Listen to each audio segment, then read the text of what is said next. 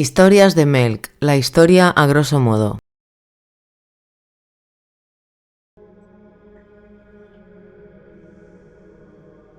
Saludos amigos.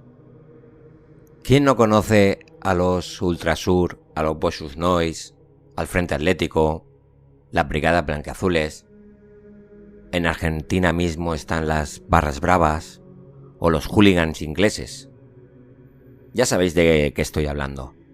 Esos movimientos ultra que proliferaron mucho entre los años 80 y 90 del siglo pasado. Hoy por hoy hay muchos de estos grupos que siguen manejando el cotarro. Aunque por suerte en España ya quizás no son tan presentes como antes. Pero no creáis que nos hemos inventado nada. Esto en la antigüedad ya existía. Hoy vamos a viajar hasta el Imperio Romano. Vamos a ir a una ciudad a la que hoy es conocida como Estambul, pero que en su tiempo se llamaba Constantinopla. Pues es de los hooligans de esta época, de la época antigua, de quien vamos a hablar, que provocaron tal revuelta que hizo tambalearse al mismísimo Imperio Romano. Soy Tony de Melk y os doy la bienvenida a la ciudad más importante del Imperio Romano en el siglo VI. Poneos las sandalias, que hoy bajaremos a la arena. Comenzamos. Antes de empezar, vamos a conocer un poco primero el contexto. Hoy vamos a hablar de romanos, pero no son los típicos romanos de la época de Julio César, Claudio, Nerón, Calígula, Marco Antonio. Estos son romanos 2.0, porque de la época de Julio César han pasado ya más de 500 años. Sabéis que Roma llegó a dominar todo el Mediterráneo, incluso las Islas Británicas o Arabia. Llegó a ser tan grande que era imposible de manejar por una sola persona, por un solo emperador. Y llegó un punto en que el Imperio Romano se dividió en dos: la parte occidental y la parte oriental. Ponemos en la parte occidental estaría Italia, España, Francia, las Islas Británicas, el África Occidental, lo que es Marruecos, Argelia, Túnez. Y la oriental es la otra parte, lo que son los Balcanes, Asia Menor, podemos decir Egipto, Jordania, Siria, Turquía, Grecia, la antigua Yugoslavia, o sea, Serbia, Montenegro, todo esto pertenecía a la parte oriental del imperio. Que a lo contrario de hoy en día, hoy si hablas de Asia Menor, es la parte pobre del Mediterráneo, pues en esos momentos, tanto Turquía como toda esta zona de Egipto, todo esto era lo rico. La parte buena era la parte oriental.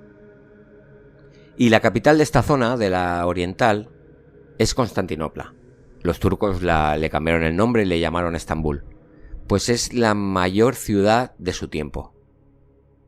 Aquí, en estos momentos, estamos hablando de que tiene cerca de 500.000 de personas. Pues tenemos un imperio que son dos: el occidental y el oriental. Pues el de Occidente ha caído. Los bárbaros del norte lo han desmontado. Los ostrogodos se han hecho con Italia, los visigodos se han hecho con España y Portugal, el norte de África están los vándalos, por lo que solo nos queda el Imperio Oriental, que todo el mundo ahora lo conoce como el Imperio Bizantino. ¿Por qué se llama bizantino? Porque Constantinopla, cuando Constantino llegó allí y fundó la ciudad, antes se llamaba Bizancio, el nombre que nos ha quedado a nosotros. Pero ellos nunca se llamaron a sí mismos bizantinos, ellos eran romanos. Bueno, estamos en el siglo VI. Hay grandes diferencias con lo que era el Imperio Romano en su época más conocida. Ya no son politeístas. Ya no veneran a Júpiter o a Apolo, Marte. Ahora son cristianos. Su Dios es el Dios que todos conocemos. Y adoran a un judío, a Jesús de Nazaret. A este seguro que lo conocéis. Bueno, y la lengua franca ya no es el latín. Ahora, en el Imperio Oriental, lo que se habla es griego. Y ya no visten como antes. Antes los romanos vestían togas. Ahora llevan túnicas. A ver, es que han pasado 500 años de la época de Julio César. Es como si nosotros nos trasladamos 500 años atrás. Pues nos estamos yendo a la época de Hernán Cortés, de Carlos I, de Cristóbal Colón, que son 500 años. Pero ellos siguen siendo romanos y aún mantienen muchas costumbres de su época. Ellos son cristianos, pero son ortodoxos, que es el típico cristianismo del este de Europa, como lo que son los griegos o los rusos o los ucranianos. Pues para situarnos, mirad un mapa del Mediterráneo, pues de la mitad derecha pertenece al Imperio Bizantino y la mitad izquierda está en manos de estos salvajes que son los bárbaros germánicos, que bueno, que no eran tan bárbaros ni tan salvajes. ¿Y qué tienen los romanos como nosotros? Que les gusta mucho los espectáculos. Les gusta mucho ir al hipódromo, a ver carreras de cuadrigas. Sí, aquellas tipo Ben-Hur, esas carreras en que el conductor va encima de un carro conduciendo a 4 caballos a toda leche. Porque del tema de los gladiadores os podéis ir olvidando. Desde que llegó el cristianismo empezó a decaer, y cuando se convirtió en una religión oficial del Estado, pues se prohibió. Así que el deporte estrella son las carreras, que no dejan de ser unas carreras muy peligrosas. Hay muchos muertos en estas carreras, es un deporte de alto riesgo. Ahora nos metemos un poquito en el meollo. En las carreras funcionan como un poco como hoy la Fórmula 1. Hay pilotos que son grandes estrellas, que todo el mundo los quiere, que todo el mundo los reconoce, pero estos pilotos están encuadrados en equipos. Al principio habían 4. Estaban los rojos, los blancos, los verdes y los azules. Ya veis que no se han complicado mucho la vida con el nombre de los equipos. Eran por la ropa que vestían. Pues los rojos y los blancos con el tiempo fueron desapareciendo, porque no acababan de tener el apoyo popular o público, y estos equipos acabaron integrándose dentro de los azules y los verdes. Los verdes son el equipo de los comerciantes, de los artesanos, y una cosa importante es que son monofisistas, porque la religión también entra en juego aquí. Y el otro equipo, el azul, es el equipo de la aristocracia, del campesinado, y estos son cristianos ortodoxos, pero de pura cepa. La diferencia entre el cristianismo ortodoxo y el monofisismo, hoy por hoy, a ver, con todo el respeto del mundo, son diferencias teológicas, que tampoco yo creo que hay que darle tanta importancia, porque son diferencias, vamos, que el cristianismo ortodoxo defiende que en Jesús había 2 naturalezas, la humana y la divina, mientras que en el monofisismo defiende que Jesús solo tenía una naturaleza, que era la divina. Bueno, en esta época es cuando se hacían los concilios, las reuniones de cardenales. A veces era para decidir, bajo mi punto de vista, cosas nimias, cosas muy pequeñas. Lo típico del sexo de los ángeles. Bueno, pues son diferencias que para mí o para nosotros quizás son mínimas, pero en estos momentos estas diferencias eran casi insalvables. ya sabéis, en un momento dado podías, una facción decidía una cosa y te convertían en hereje. Y entonces sí que lo tenías complicado. Pues los dos equipos, tanto los azules como los verdes, tienen una serie de seguidores que son muy violentos. Son los de Moi. Y cuando digo violentos, estoy diciendo muy violentos. Era habitual que se mataran entre ellos. Estos de Moi controlaban gran parte de la ciudad. Todas las actividades ilegales estaban en manos de ellos. Apuestas ilegales, protección de comercios, entre comillas. O sea, eran mafias. Eran mafias que hacían y deshacían a su antojo. Vale, pues vemos cómo está la ciudad, vemos cómo está el ambiente. Pues vamos al año 32, que es a lo que hemos venido hoy. Primero al 527, que aquí hay algo importante. Porque en el 527, o sea, solo 5 años antes de la historia de hoy, se corona emperador a Justiniano. Seguro que el nombre os suena, aunque sea un poco, porque este ha sido uno de los emperadores más importantes de todo el Imperio Bizantino. Y no es poca cosa, porque estamos hablando de un imperio que duró más de 1000 años. Estos llegaron hasta el año 1453, con la caída de Constantinopla, en manos de los otomanos. Pues 4 datitos de Justiniano. Justiniano no es de la aristocracia, no es un niño rico, es quizás todo lo contrario. Es un chaval campesino, pobre de los Balcanes, y su lengua no es el griego, es el latín. Esto para que veáis que no formaba parte de la élite.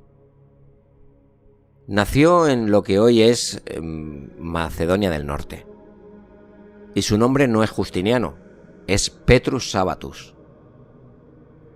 Justiniano, si no llega a ser por su tío, no hubiera llegado a nada.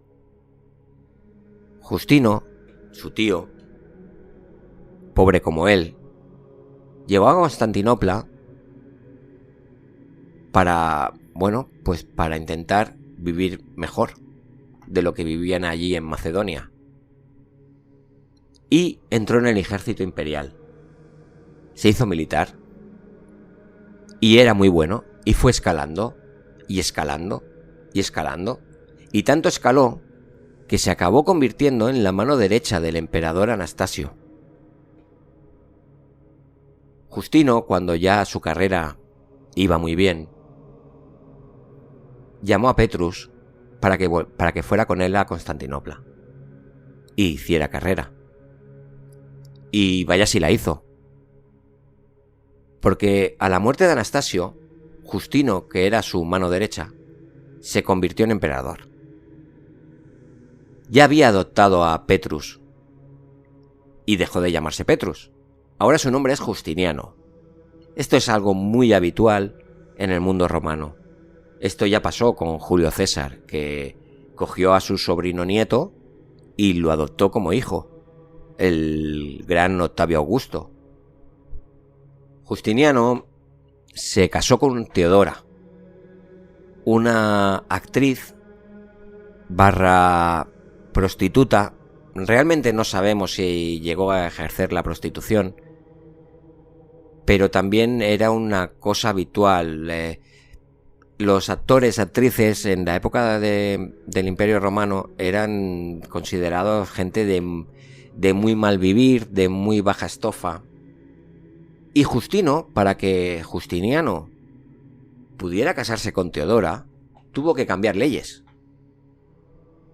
Porque estaba terminantemente prohibido que alguien de la aristocracia, aunque fuera nueva aristocracia, se pudiera casar con gente de ese nivel. Pues ahora sí, año 527. El tío Justino muere. ¿Y a quién se nombra emperador? A Justiniano. Justiniano tenía muchas ideas para cambiar cosas, porque veía que el imperio no acababa de funcionar. y las quiso poner en práctica desde el minuto 1.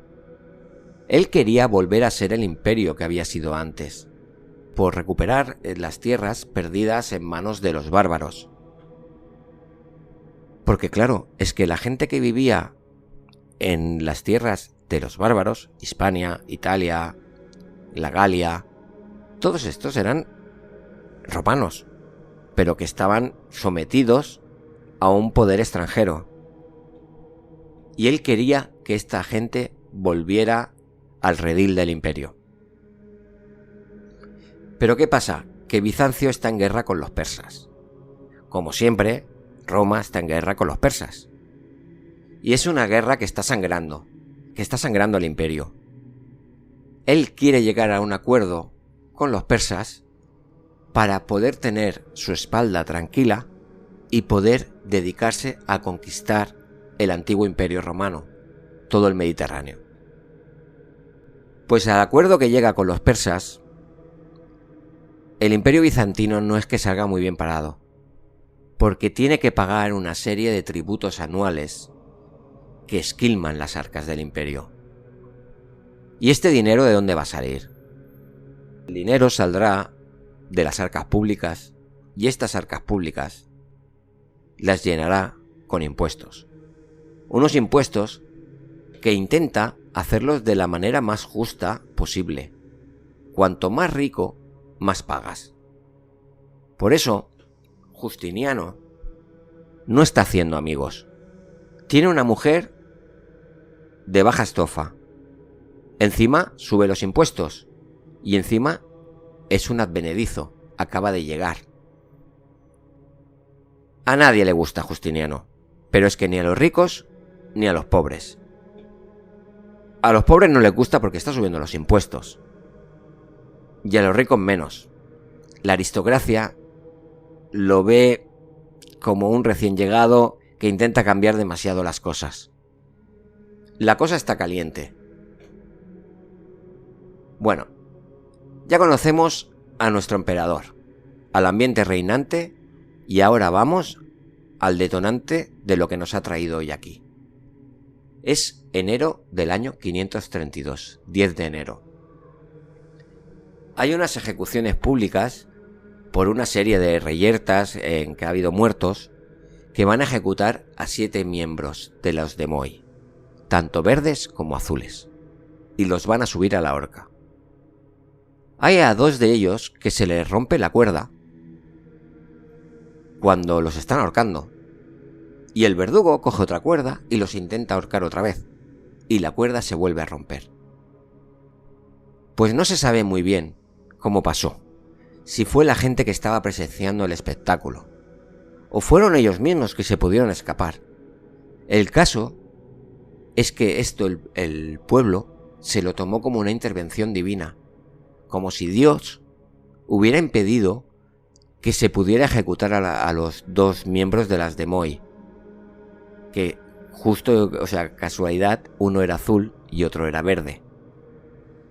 Pues estos 2 fugitivos consiguen refugiarse en una iglesia cercana.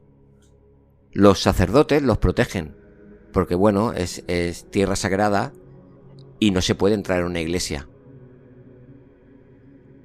El día 13 de enero, 3 días después, hay carreras en el hipódromo. ¿Y qué tiene de particular este hipódromo? Este hipódromo tiene, o sea, poca broma, porque tiene capacidad para unas 100.000 personas. Pero lo particular es que tiene un pasadizo directo con el Palacio Real. Y el hipódromo es el lugar en el que el pueblo llano puede ver a su emperador. Y cuando la gente quiere pedir algo o quejarse por algo, al emperador lo hacen en el hipódromo, porque es el único sitio donde lo ven, porque el resto del tiempo se lo pasa metido dentro del Palacio Real y nunca lo ven. Pues el pueblo empieza a Justiniano a pedirle clemencia para los 2 hombres, porque claro, ya se ha dicho que consideran que ha sido una intervención divina, que esos 2 hombres no tienen que morir, Pero Justiniano no muestra ningún tipo de empatía. Y no hace ninguna señal, como si él no escuchara nada. Y si el ánimo estaba caliente, esto hizo estallar el hipódromo. Los Demoi verdes y azules, que siempre estaban enganchados entre ellos, siempre se estaban peleando, siempre se estaban matando, esta vez se unieron y comenzaron a gritar Nika, Nika, Nika. Nika podemos traducirlo como vencer. Victoria es el cántico habitual cuando querías que tu equipo luchara más, o ganara, o si acababa de ganar también se cantaba. Y esto lo cantaba siempre una facción del hipódromo, la otra no, porque la otra había perdido. Pero esta vez es todo al unísono. Todo el mundo canta el Nika, Nika, Nika. Y empiezan los disturbios. La gente se empieza a alborotar e incluso quieren llegar hasta el palco del emperador. Y el emperador, con su guardia, se tiene que refugiar en el palacio y atrancar las puertas. Al día siguiente, el 14 de enero, las masas ya no solamente hablan de la liberación de los dos hombres, de que no se les juzgue, ya están pidiendo la destitución de Juan de Capadocia y de Tribodiano, que podemos decir que son los ministros de Hacienda y Justicia. Justiniano, viendo el cariz que están cogiendo los acontecimientos, cede y los destituye. Pero ya no sirve de nada, ya ha llegado tarde. Las masas están desatadas y la violencia se desata por toda la ciudad. A los rebeldes ya no les sirve esto. Lo que no quieren ya es a Justiniano. Quieren tener un nuevo emperador. Pero no nos engañemos. Son las masas que están revueltas. Pero hay gente en palacio y en el Senado que están medrando, que aquí están viendo una gran oportunidad de quitarse de encima a Justiniano. Y Justiniano está en modo paranoia, no se fía de nadie. Y echa gente del palacio, entre ellos a 3 hermanos, Hipacio, Pompeyo y Probo. Estos 3 hermanos eran sobrinos del antiguo emperador Anastasio. Por lo visto, estos 3 hermanos no tenían nada que ver en la revuelta, ni siquiera querían el trono imperial, pero Justiniano no se fiaba. Y una de las suertes que tuvo Justiniano en estos acontecimientos es que en las afueras de la ciudad habían ejércitos imperiales. Por casualidad, podemos decir que estaban en tránsito, y mandó a llamar a estas fuerzas. Uno de los comandantes de estos ejércitos era Belisario, que podemos decir que Belisario es uno de los grandes generales de la historia de Roma, no de Bizancio, de Roma. Bueno, volvemos con las masas. Están buscando a quién coronar emperador, porque como ya no quieren a Justiniano, quieren a otro. Y fueron hasta la casa de Hipacio. Lo encuentran, lo sacan a la fuerza.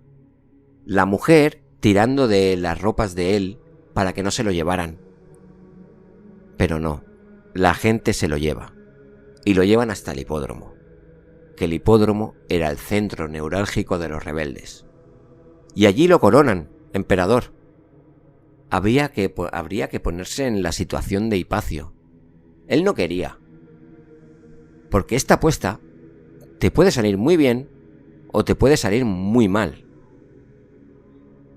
Al final a regañadientes acepta, porque las masas están desbocadas y si él no les vale como emperador, buscarán a otro y él sería ejecutado allí mismo. La ciudad está llena de enfrentamientos por las calles, con soldados del ejército, pero no pueden hacer nada. Intentan, arden palacios señoriales de gente rica, intentan asaltar el palacio real, liberan las prisiones, pero no pueden pararlos. El único sitio donde pueden pararlos es en el palacio real. Consiguen detenerlos allí. pero es que incluso arde la iglesia de Santa Sofía. La cosa está tan desbocada que Justiniano quiere huir. Y aquí es cuando entra en acción Teodora, la emperatriz. Cuando Justiniano y su camarilla están haciendo los preparativos para marcharse, Teodora les dice: «Señores, la situación actual es demasiado grave como para permitirme seguir la convención de que una mujer no debe hablar en el consejo de un hombre. Aquellos cuyos intereses se ven amenazados por un peligro extremo deberían pensar únicamente en la mejor manera de proceder, no en las convenciones. En mi opinión, huir no es el camino correcto. Aunque nos ponga a salvo, es imposible que una persona, habiendo nacido en este mundo, no muera. Pero para quien ha reinado, es intolerable ser una fugitiva. Que nunca me priven de esta túnica púrpura, y que nunca vea el día en quienes me encuentren no me llamen emperatriz. Si desea salvarse mi señor, no hay dificultad. Somos ricos. Allá está el mar, y allá están los barcos. Sin embargo, reflexione un momento si, una vez que haya escapado a un lugar seguro, ¿no cambiaría gustosamente esa seguridad por la muerte? En cuanto a mí, coincido con el dicho de que la púrpura real es el sudario más noble». Esto hace que Justiniano cambie de opinión y va a luchar por mantenerse en el cargo. Se prepara un plan. El día 18 de enero, Narsés, un general eunuco de confianza de Justiniano, entra en el hipódromo. Allí están las dos facciones reunidas. Narsés se dirige a los cabecillas de la facción azul y empieza a repartir bolsas de oro y a decirle a estos cabecillas que Justiniano siempre fue un azul y que le ayuden, que abandonen el hipódromo. Estos cabecillas aceptan el soborno, cogen el oro y empiezan a abandonar el hipódromo. Los verdes se dan cuenta de que algo está pasando y comienzan a lanzarles piedras y de todo a los azules. Pero en estos momentos las puertas del hipódromo se cierran y entra Belisario y Mundus con sus tropas espada en mano. Se produce tal carnicería que, según las crónicas de Procopio de Cesarea, que es quien nos cuenta toda esta historia, hubo alrededor de 30.000 muertos en un solo día. Parece un número exagerado, pero los historiadores lo ven muy factible, porque aquí, con esto, Justiniano y Belisario, se acabó la revuelta. Aquí se acabó lo que se llamó los disturbios de Nica. Justiniano, a partir de aquí, es cuando se hará un nombre como emperador. Justiniano cambió todo el código legislativo, y hoy por hoy, nuestro código civil, es heredero suyo. En la carrera de Derecho se estudian aún las leyes que promulgó Justiniano. El Corpus Iuris Civilis.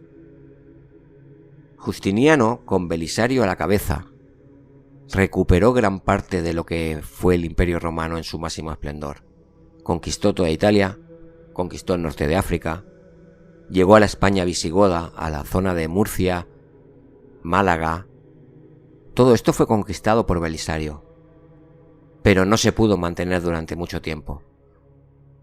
Pero esto ya no fue en época de Justiniano. Justiniano gobernó con Teodora, mano a mano, y hacían una gran dupla. Fue solo la decisión de esta mujer lo que convirtió a Justiniano en quien fue, porque como podéis comprobar, Justiniano empezó con mal pie su gobierno. Si vais a Estambul, la catedral de Santa Sofía, la típica la que podéis visitar, esta fue la que hizo Justiniano, porque la primera la que había hecho Constantino, ardió en estos disturbios. Y hasta aquí la historia de cómo casi el Imperio Romano sucumbe ante una revuelta popular. Por cierto, y no os he dicho cómo acabó Hipacio y sus 2 hermanos. Pues acabaron ejecutados y tirados al Bósforo. Hiciera lo que hiciera, Hipacio tenía malas cartas. En Twitter, @melcaniano, con K. Bueno, espero que os haya gustado la historia de Nicá, la revuelta de Nicá. Es una historia bastante fuerte para todo lo que ocurrió en un solo día. Todo esto nos lo cuenta Procopio de Cesarea, que fue un escriba, bueno, el que iba documentándolo todo. Procopio de Cesarea iba mucho con Belisario. Procopio de Cesarea tiene 3 libros, o sea, 3 obras. En la primera, que es de los edificios, es un alabo constante a Justiniano. Todo el rato qué grande era, es casi un dios. Bueno, es todo alabanza. Luego sacó el de las guerras, que ahí va en modo un poco crítico. Pero, amigo, luego viene el libro secreto. En el libro secreto los pone a todos a parir.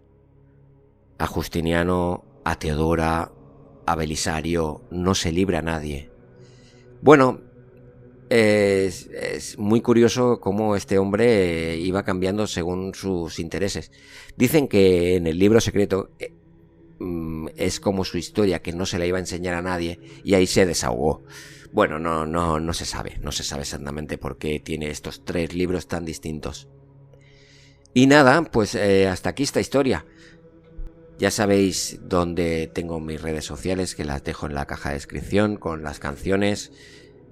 La canción que ha sonado al principio es Belisarius. La encontré buscando música para este tema y me ha parecido una canción chulísima. La tenéis en la lista de Spotify.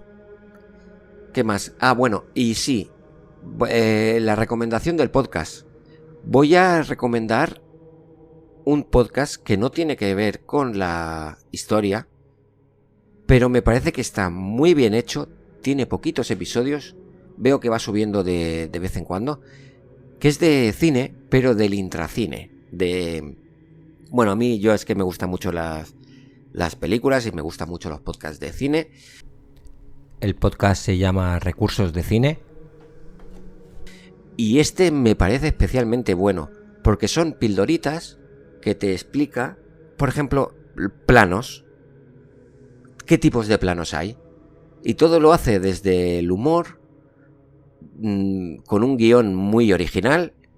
El podcaster es Xavi Carnés. Y os lo recomiendo mucho. Si os gusta el cine o si os gusta, no sé, si sois estudiantes de cine por casualidad, este podcast os lo recomiendo encarecidamente. Y nada más, un saludo para todos. Espero que estéis bien, que estéis disfrutando de las vacaciones, que bueno, quien las haya hecho. Y nada, nos vemos en el siguiente episodio. Adiós.